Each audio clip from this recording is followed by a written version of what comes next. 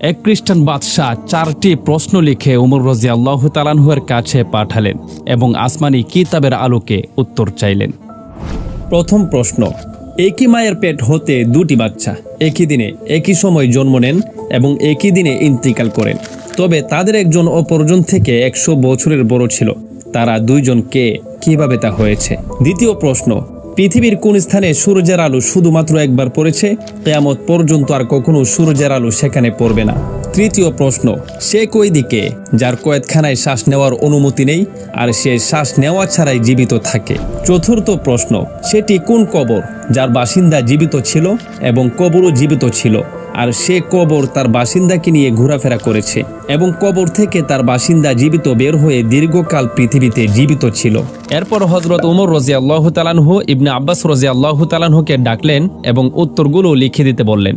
ইবনে আব্বাস রাদিয়াল্লাহু তাআলা আনহু উত্তরগুলো এইভাবে লিখেন। প্রথম প্রশ্নের উত্তর, দুই ভাই ছিলেন হযরত উযায়রা আলাইহিস সালাম এবং উযায়জা আলাইহিস সালাম।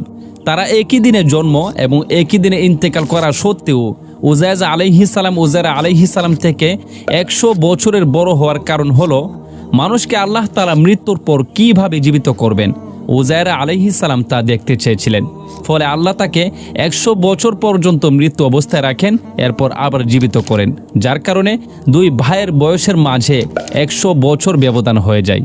দ্বিতীয় প্রশ্নের উত্তর, হযরত মুসা আলাইহিস সালামের মুজিজার কারণে বাহরে কুলসুম অর্থাৎ লোহিত সাগরের উপর রাস্তা হয়ে যায় এবং সেখানে সূর্যের আলো পৃথিবীর ইতিহাসে একবার পড়েছে এবং কিয়ামত পর্যন্ত আর পড়বে না। তৃতীয় উত্তর, যে কয়েদি শ্বাস নেওয়া ছাড়া জীবিত থাকে সে হলো মায়ের পেটের বাচ্চা, যে নিজ মায়ের পেটে কয়েদ বন্দী থাকে।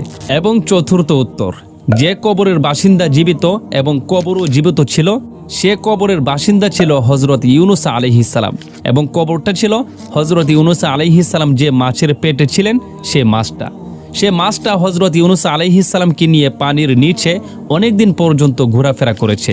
ইউনুস আলাইহিস সালাম মাছের পেট থেকে বের হওয়ার পর অনেক দিন পর্যন্ত জীবিত ছিলেন।